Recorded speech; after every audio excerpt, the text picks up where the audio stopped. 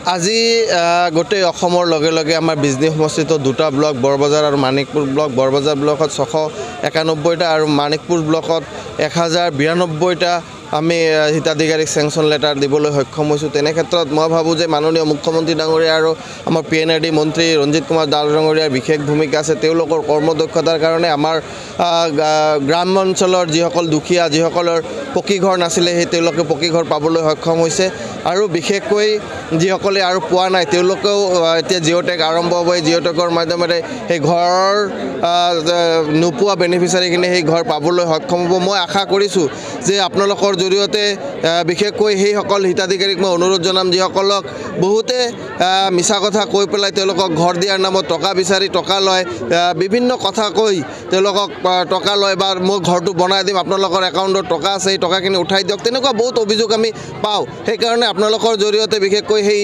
প্ৰতিজন মানুহকে মই অনুৰোধ কৰিম, প্ৰতিজন হিতাধিকাৰীক অনুৰোধ কৰিম যে তেওঁলোকে যাতে কোনো পধ্যে কাৰো কথাত ভুল নাযায় আৰু কেতিয়াও কাকো 1 টকা দিব নালাগে। কাৰণ ভাৰত চৰকাৰে দিয়া এই নিজৰ প্ৰাপ্য অনুযায়ী সেই ঘৰটো পাব আৰু টকাখিনি নিজৰ একাউণ্টত সোমাব। নিজে বনাব, কেনেদৰে ঘৰটো বনাব লাগে নিজে বনাব, কাৰো প্ৰলোভনত যাতে তেওঁলোকে সঁহাৰি নিদিয়ে তাৰ কাৰণে মই অনুৰোধ জনাইছোঁ।